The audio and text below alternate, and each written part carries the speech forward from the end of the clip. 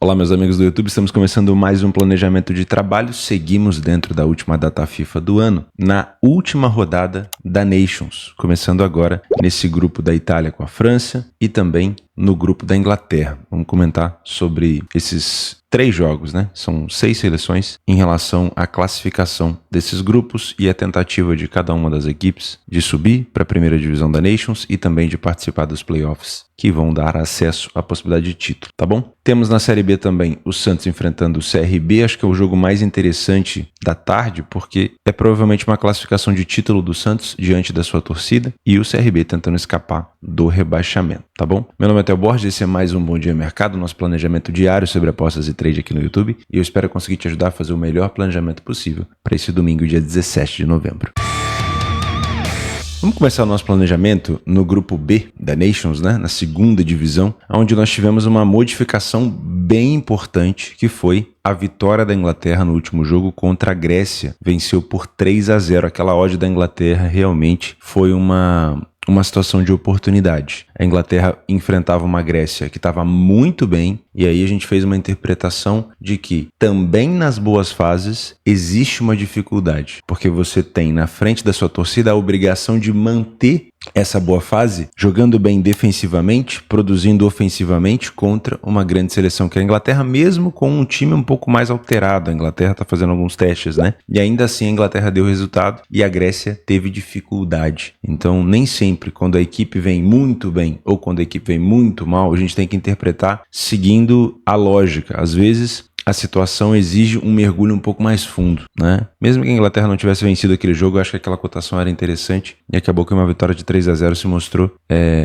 acertada, né? A ideia de buscar uma vitória da Inglaterra. E essa mudança na tabela de classificação faz toda a diferença, porque agora a Inglaterra com um saldo de gols melhor, tirou 3 gols da Grécia, com um saldo de gols melhor, ultrapassa a Grécia na tabela de classificação e só depende de si para poder subir para a primeira divisão, enfrentando a Irlanda no último jogo dentro de casa, uma cotação de 1,22. Esse jogo acontece às 2 horas da tarde. Então ficou muito mais acessível, né? A Grécia, por exemplo, ela vai ter que enfrentar a Finlândia fora de casa. Tudo bem, a Finlândia já está rebaixada. Com a derrota no último jogo, a Finlândia chegou a 0 pontos e viu a Irlanda ir a 6. Então a Irlanda já não cai. A Irlanda não cai direto, desculpa. A Irlanda vai fazer um playoff de rebaixamento, né? As regras da Nations mudaram da temporada passada para cá. Temporada passada, o último colocado caía, acabou, e o primeiro colocado subia, acabou. Agora, o segundo colocado, ele tem um playoff para subir, o terceiro colocado, ele tem um playoff para descer, o último colocado desce e o primeiro colocado sobe, tá? Então, houve uma mudança da temporada passada. Nesse caso, a Finlândia já não tem chance nenhuma. Então, a Grécia, ela pode tentar tirar esse saldo de gols da Inglaterra. A Grécia tem um saldo aqui, se não me falha a memória, não vou querer ficar fazendo conta agora na mão, é mais fácil olhar aqui embaixo, ó. A Grécia tem um saldo de 5 e a Inglaterra tem um saldo de 8. Então, basicamente, a Grécia precisa fazer mais gols, bem mais gols na Finlândia e torcer para que a Inglaterra ou empate, aí não precisaria do saldo, ou faça uma quantidade de gols mínima, né? Então, vamos supor, a Inglaterra faz 1-0 na Irlanda e aí a Grécia dá uma goleada histórica lá de 5-0 na seleção da Finlândia. É difícil até de imaginar, mesmo a Finlândia já estando rebaixada, que na frente da sua torcida a Finlândia vai abdicar do jogo, vai passar uma vergonha dessa. Acho muito difícil, tá? Até porque o forte da seleção grega é justamente o contra-ataque, o jogo reativo. E quando você enfrenta uma Finlândia que não tem o que buscar, que talvez esteja ali somente para não tomar uma goleada, para não passar vergonha na frente do seu povo, eu não tô vendo a Finlândia se expor tanto. E aí, não se expondo tanto, a Grécia talvez tenha até dificuldade de vencer esse jogo, tá? Então eu tomaria um pouco de cuidado ao se abraçar a favor da Grécia. Meu foco não é esse jogo da Grécia, mas eu tomaria um pouco de cuidado porque se a Finlândia não comprar esse jogo agressivo, a Grécia não vai conseguir expor o seu jogo reativo. Então fica essa informação. Se você pretende trabalhar a favor da Grécia, se você acredita que a Grécia precisa da vitória e pode contar talvez com um tropeço da Inglaterra, assim como a França tropeçou em Israel, né? Que foi uma coisa que aconteceu e isso pode acontecer em data FIFA, não adianta. A Alemanha ainda não jogou, tô gravando mais cedo. A Alemanha pode tropeçar, por exemplo, na Bósnia. Tudo isso pode acontecer com cotações baixas, cotações altas, pode acontecer. Por isso que a gente tem gestão, né? Mas se você pretende trabalhar a favor da Grécia, presta muita atenção no jogo da Finlândia ao vivo. A Finlândia comprou um jogo agressivo. A Grécia vai ter um pouco mais de facilidade no contra-ataque. A Finlândia faz um jogo mais morno, sem buscar tanto a vitória, ou pelo menos tentando não passar vergonha. A Grécia vai ter dificuldade. Tá bom? O jogo da Inglaterra me interessa porque a Inglaterra precisa de uma vitória simples. Então ela não precisa golear, praticamente, né? A não ser que a Grécia consiga de fato tirar essa quantidade de gols, né? Mas ela provavelmente não precisa golear, ela precisa de uma vitória simples depois de ter cumprido um bom jogo na Grécia. Então é só mesmo vencer. Claro que a gente tem que ter uma interpretação diferente, né? A Inglaterra ela não joga sozinha. O que a Irlanda está buscando? Bom, como a Irlanda já sabe que vai jogar o playoff de rebaixamento, né? Ela ainda não sabe o seu adversário, mas ela já sabe que vai jogar. O objetivo da Irlanda aqui, na minha opinião, é fazer um bom jogo e não passar vergonha. Não necessariamente buscar 3 pontos, não necessariamente não tomar uma goleada por conta de saldo, piriri, pororó. É basicamente não passar vergonha e fazer um bom jogo. Só que, em relação a saldo de gols, é importante para a Irlanda não tomar tantos gols, porque imagino eu que o playoff de rebaixamento vai colocar a Irlanda contra uma equipe que também é terceira colocada em outro grupo, e dependendo do saldo da Irlanda, a situação pode ficar difícil. E ela vai ter que decidir fora de casa. Por exemplo, aqui a gente pode dar uma olhada. Deixa eu ver se eu consigo botar na tela pra gente ver junto aqui, ó. Aqui. Olha só. Nesse momento, a Irlanda, no grupo B, ela tem -4 de saldo, com 6 pontos. A Eslovênia tem 7 pontos, com -2 de saldo. Aqui embaixo, a Islândia tem 4 pontos, com -2 de saldo. E deixa eu ver se tem mais alguém aqui em cima. Tem, ó. A Albânia, com 6 pontos, tem -1. Então, nesse momento, a Albânia tem a mesma quantidade de pontos que a Irlanda, porém o saldo de gols da Albânia é melhor, é -1, a Irlanda é -4. Então, nesse caso, a Irlanda provavelmente decidiria,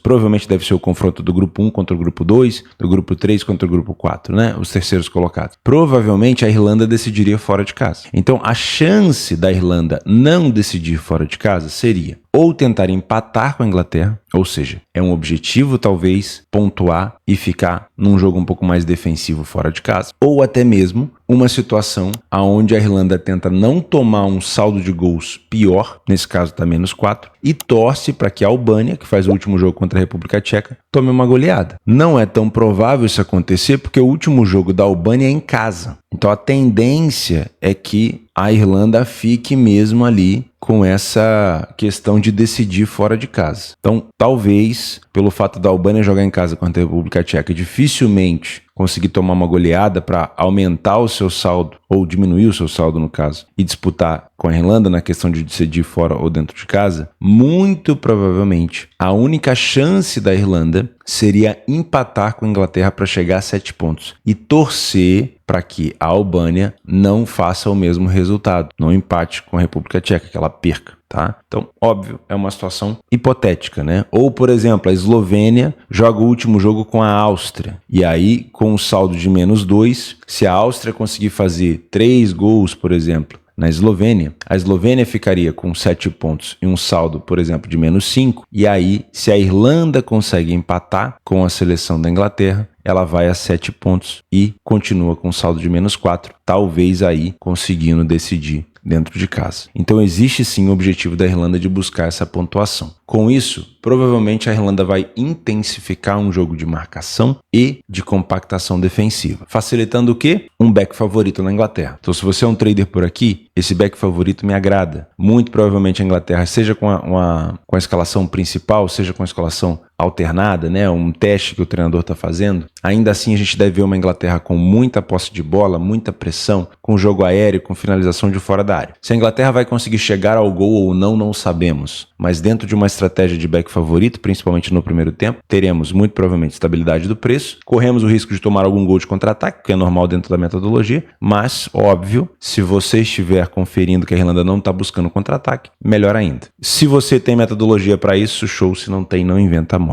Tá? Se você é um punter, muita cautela porque é uma cotação, na minha opinião, que não vai te colocar em lucro no longo prazo. A cotação de 1,22 não é uma cotação boa. E a única forma de você tirar valor aqui nesse jogo, na minha opinião, seria no ao vivo. Você pode tentar buscar uma vitória da Inglaterra no segundo tempo com uma odd mais elevada, faltando menos tempo para acabar o jogo, ok? É aquele padrão que a gente costuma falar aqui, que é uma Inglaterra que encontrou durante todo o jogo uma Irlanda muito bem fechada, mas conseguiu um gol no final. certo? Se você busca uma vitória da Inglaterra por mais do que um gol de diferença, você precisa entender que, para a Irlanda, o saldo conta. Então, se a Irlanda tomar um gol, dependendo da situação, é claro que a Albânia não deve ser goleada em casa, mas dependendo da situação, a Irlanda pode se satisfazer com 1-0 contra. Então, cuidado na hora de precificar esse handicap asiático, para não vir com muita sede ao pote, achando que a Inglaterra vai fazer 5-0. Ela pode até fazer, tá? Porque a Irlanda, talvez depois do primeiro gol, não se exponha. Uma equipe, geralmente, ela faz 5-0 na outra, 4-0 na outra, 3-0 na outra, quando o primeiro gol muda o jeito da equipe que sofreu defender. Se não mudar, se a Irlanda continuar compactada, a Inglaterra vai seguir tendo dificuldade. Então, cuidado na hora de precificar esse handicap asiático, tá bom? Eu iria no básico. Se a Inglaterra marcou cedo, eu não peguei, paciência. Se eu sou um trader, estou a favor da Inglaterra, peguei o gol, show de bola. Se eu fechei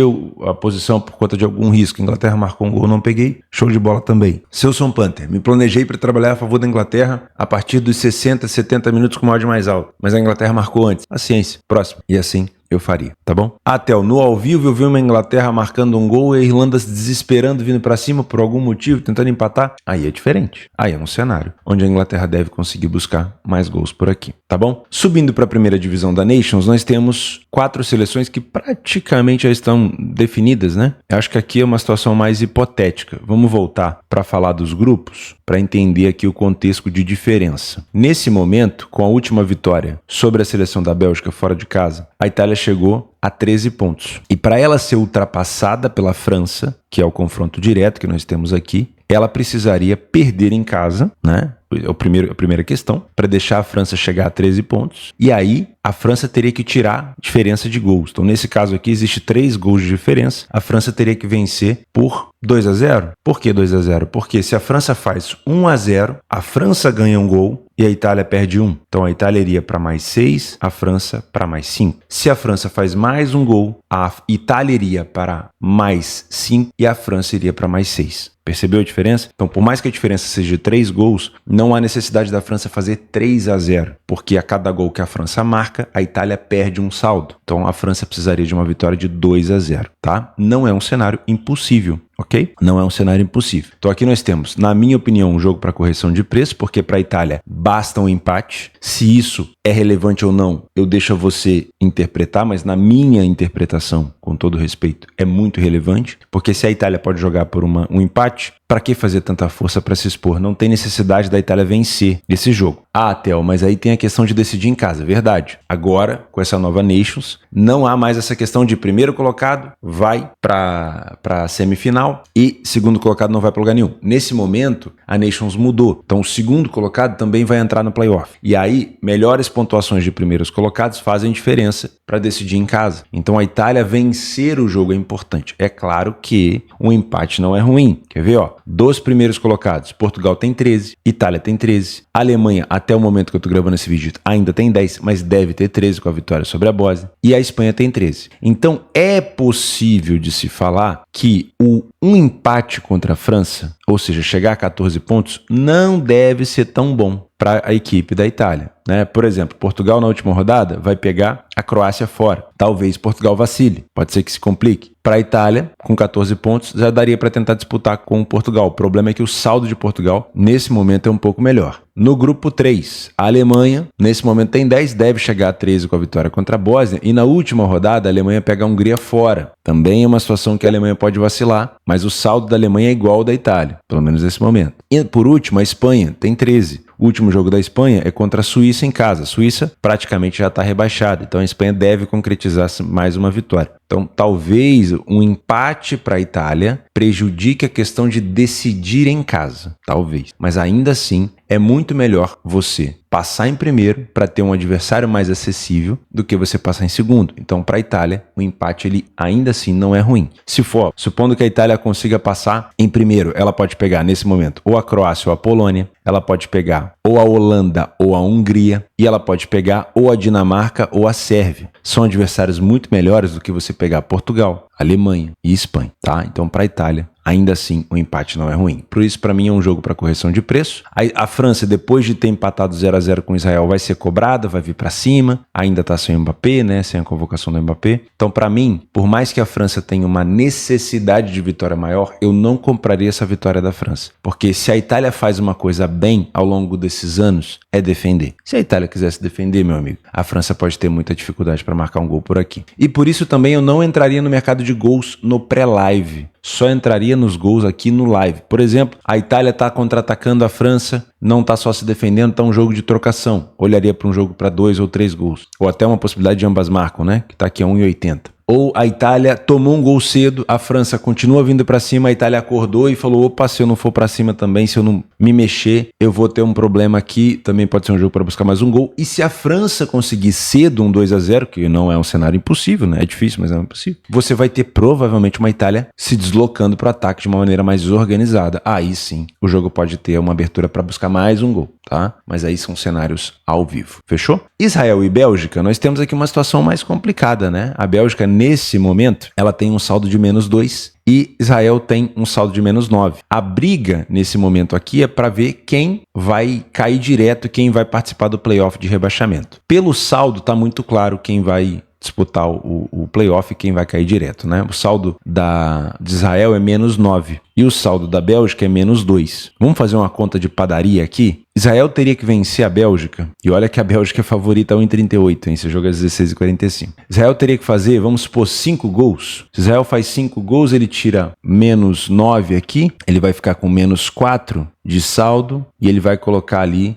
não precisaria ser tanto, né? Vamos supor, 4 gols. 4 gols, Israel ficaria com um saldo de -5, e a Bélgica já entraria com um saldo ali de +6. De -6, desculpa, exatamente. Então, Israel precisa de uma vitória por 4 gols de diferença para conseguir não cair direto para a segunda divisão da Nations. Ok? Porque a Israel ficaria com um saldo de -5 e a Bélgica iria para um saldo de -6. Tá? Essa é a conta de padaria simples que Israel precisa para vencer a Bélgica e não cair direto. Sejamos aqui realistas, né? A chance disso acontecer é mínima da mínima, tá bom? É muito provável que ao vir para cima, afoito para cima da Bélgica, Israel ainda tome na cabeça, tá? Agora, você vai perguntar para mim, Theo, você abraçaria a cotação da Bélgica a 1,38 contra Israel? Não. Por quê? Primeiro porque Israel precisa ser agressivo, precisa fazer gol. E aí eu não sei se ele vai de fato fazer isso, mas a expectativa é essa. E um time agressivo, um time que parte para cima, um time que não está preocupado tanto na defesa, ele até deixa espaço, mas ele é um time kamikaze, ele é um time que vai te agredir, é um time que vai te marcar pressão, que vai te forçar a errar na saída de bola, que vai cruzar a bola na sua área, que vai finalizar na sua área. Então não é um cenário tranquilo. Uma cotação de 1,38 para quem é um trader é uma cotação que você quer tranquilidade, você quer serenidade, você não quer maluquice. E me parece um jogo mais maluco, tá? Sendo assim, eu te encaminho para uma ideia de mercado de gols. Se Israel precisa fazer 4 e a Bélgica pode aproveitar esse espaço, eu vejo uma possibilidade da gente ter um jogo com pelo menos 3 gols. Eu só não gosto dessa cotação de 1,53, mas eu vejo essa possibilidade. Também vejo a possibilidade de um jogo para ambas marcam. Dentro de casa, sabendo que vai provavelmente cair, Israel tenta fazer provavelmente bonito para sua torcida e a Bélgica vai ter espaço no contra-ataque. Eu não duvido de um ambas marcam por aqui, ok? O ambas marcam aconteceu no jogo de ida, tudo bem que foi um gol contra, né? Que Israel marcou, que a Bélgica marcou, né? Desviou no zagueiro, mas ainda assim eu acredito nessa possibilidade de um ambas marcam, uma cotação acima de 2 me parece interessante, tá? Para finalizar, eu olharia com carinho para Santos e CRB, porque nós temos aqui uma situação de encerramento para o Santos, né? Em caso de empate, o Santos vai ser o campeão. Se bobear já até é campeão e é coisa assim da minha cabeça, mas eu acredito que é isso. E o Santos tem a chance de comemorar junto com a sua torcida esse retorno para a Série A com o título, para cima do CRB que busca escapar do rebaixamento. É claro que o CRB, ele também joga, não estou falando aqui só de um time, mas o Santos, ele é muito mais forte dentro de casa. Pelo PDF de apoio você pode ter essa noção. O Santos venceu 12 das 18 partidas que fez em casa, saiu na frente em 78% dos jogos, falhou pouquíssimo em marcar e enfrenta um CRB que venceu apenas 2 fora. As únicas 2 vitórias do CRB foram agora nos últimos jogos recentes contra a equipe do Ituano que busca escapar do rebaixamento também, e contra a equipe do Brusque, que já está rebaixada praticamente. Então é um CRB que não fez por merecer durante o campeonato inteiro fora de casa, e acho muito difícil que consiga segurar o Santos. É claro que uma cotação de 1,50 na Série B é uma cotação baixa, mas o Santos, se tem um time que pode entregar isso, é o Santos. O Santos é um dos melhores mandantes dentro de casa na temporada, tem um aproveitamento melhor do que o CRB. O número de gols marcados do Santos é o dobro, mais que o dobro da equipe do CRB, e o número de gols sofridos é menos da metade, né? Então o Santos, ele tem um primeiro tempo muito mais agressivo, muito mais sólido, e assim também no segundo tempo. A bola aérea do Santos é muito boa e a do CRB é frágil, então muito provavelmente o CRB vai ter dificuldade aqui, mesmo tentando se defender, de segurar as bolas aéreas do Santos. Outro cenário, o CRB não pode contar aqui só com um empate. Um empate 40 pontos, se a Ponte Preta vence, se o Ituano não, mas a Ponte, que é o adversário direto, se a Chape vence, fica difícil. Então, para a equipe do CRB, a vitória que interessa. O último jogo do CRB vai ser em casa contra o Operário já não busca mais nada, muito dificilmente vai ter chance de subir. Então, pontuar não é ruim, mas eu acredito que se o Santos sai na frente, o CRB vai ter um comportamento muito agressivo aqui, e eu não duvido de um jogo para gols. Então, eu olharia com carinho para essa vitória do Santos, essa possibilidade de vitória do Santos, principalmente se você é um trader, e encontrar um CRB muito recuado. E eu não duvido, caso o Santos consiga marcar até os 30, 40 do primeiro tempo, de um CRB muito afoito, muito agressivo, muito desesperado. E esse desespero vai entregar para o Santos a chance de ampliar o placar. Mas lembrando, o Santos já vacilou dentro de casa com cotações baixas contra outras equipes, onde era esperado que o Santos ganhasse, e ele não ganhou. Então, de preferência, trabalhar ao vivo. Entenda primeiro o comportamento do CRB antes de trabalhar a favor da equipe do Santos, ok? É isso, meus amigos. Jogos complementares, eu olharia com carinho essa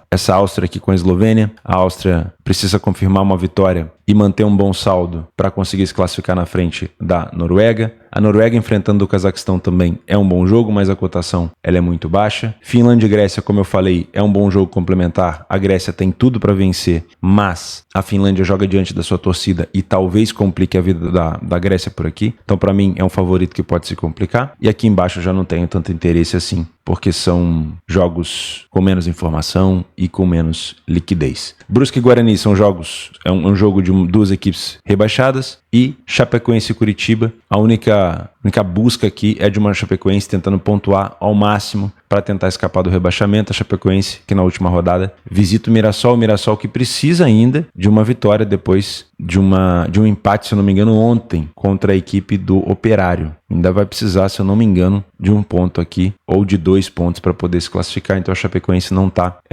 podendo empatar apenas o seu jogo contra o Curitiba, tem que vencer. Mas ainda assim, para mim é um jogo complementar. Tá bom? O espaço está aberto aqui embaixo para você me ajudar com complementos, informações e correções. Fica também o convite para você deixar o like no vídeo, cara, para ter pedido lá atrás, mas tudo bem. Se você não é inscrito no canal, fica o convite também para você se inscrever. Tem o PDF de apoio se você quiser se tornar membro do canal, que vai te ajudar muito por aqui. Não esquece, apostas são para mais de 18 anos, como está escrito aqui embaixo. Faça com responsabilidade, cuide bem do seu capital e do seu emocional. E a gente se vê amanhã. Um grande abraço, fica com Deus e até a próxima.